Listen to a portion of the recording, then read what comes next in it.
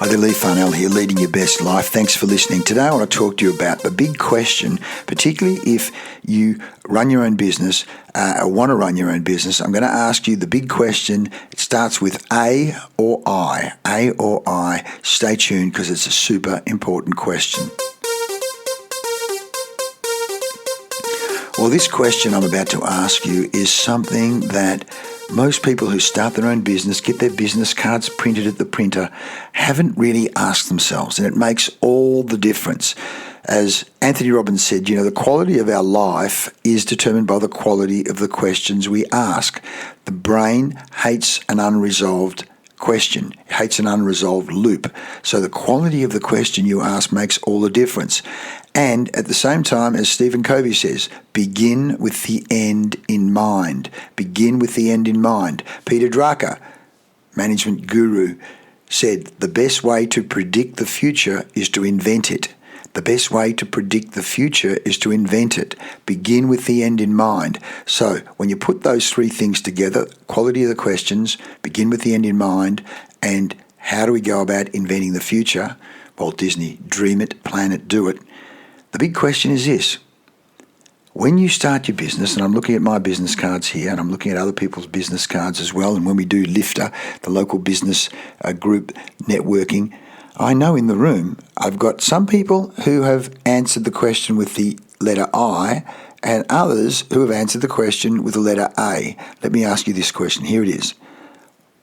In your business, are you looking to generate an income, or are you looking to build an asset? Are you looking to generate an income, or are you looking to build an asset? You say, Lee, what's the difference? Well, they have massively different consequences. If I'm just looking to build an income, then what I'm going to do is I've got expenses of $500 a month. I'm going to say, well, if I can build an income and make $1,000 a month, that's fantastic. I'm covering my expenses and I've got an income. I can pay myself a wage and it's way better than working for a bloody boss. I make my own decisions. Yeah, that's fantastic. I've got freedom. I can pay the bills and I've got an income. Yeah, great. That's good. Certainly better than not making an income. It's certainly better than making a loss and going into debt. That's a whole system.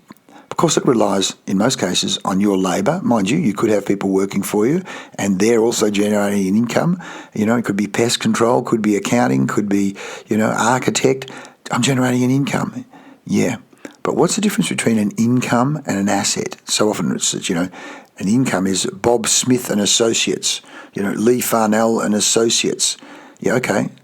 So good on you, Lee, for Lee Farnell. So what?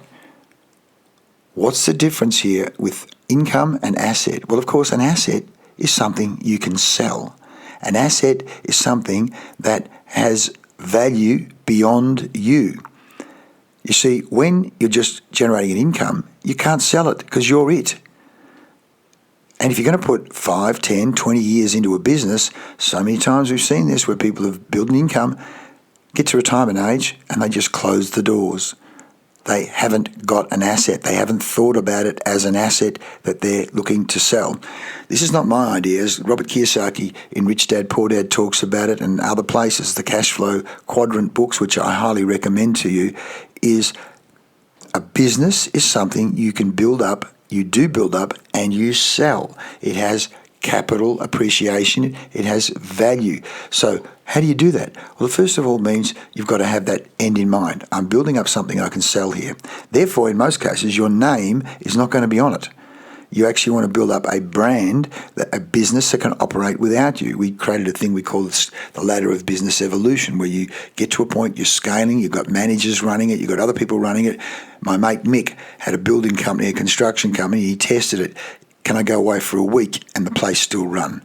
Can I go away for a month and the place still run? Can I go away for 3 months and the place still run? Can I go away for 6 months and the place still run? What if I went away for 12 months and the place still run? Now, in Mick's case, he read the book E-Myth. I gave it to him, in fact, way back now, probably 20 or more years ago. I gave him a series of audio cassettes of clients and other people where they built up an asset. He modelled it. He was what I call an A-grade student. He modelled it. He worked the system. I worked with him. We created a standard operating procedure manual, and we put a plan in place. We did a whole series of dreaming workshops. Really, it was the Inventing the Future workshops, to the point where he had a portable room, and people wrote all over the wall around what the future of the business should look like. And he took those best ideas, because we talked about the power of collective brain power. And I found out recently Mick sold the business recently for $14 million. $14 million. When we started with him, he had about 7 or 8 staff, mainly carpenters, builders, painters.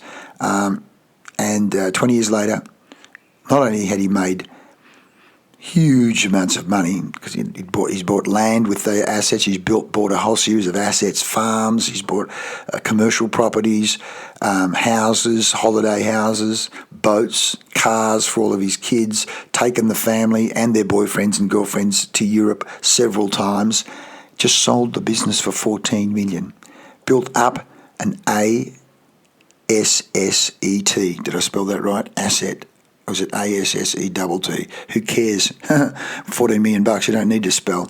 By the way, Mick, as he said to me, he hadn't read a book since primary school, really, because he was dyslexic, but he struggled his way through the E-Myth, implemented the tools and systems that we introduced to him way back then.